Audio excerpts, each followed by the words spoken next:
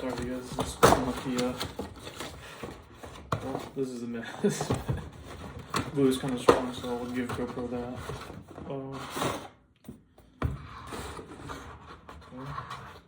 Here we are. It's opening up this way. It looks like there's a manual, and it looks like here are the batteries. This is not the first time I've had a GoPro. I think I had the GoPro 5. It is currently in storage on the way here from Germany. So that's where I used to be stationed out of. Oh, I didn't even explain what this is. It looks like just a stick. And here we are. Here's the actual GoPro.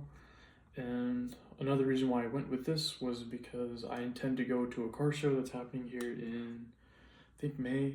And as long as to also have something to record on.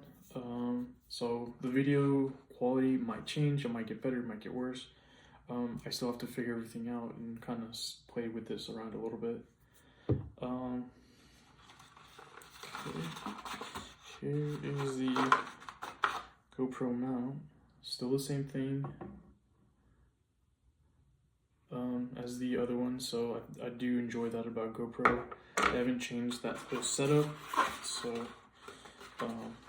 even with my GoPro 5, I know that that's going to work whenever it does come here.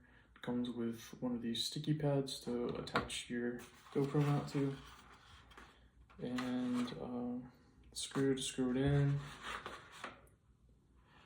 and also charging cable. Well, initial thoughts, I like the packaging, I'll say that much. It does have some nice weight to it.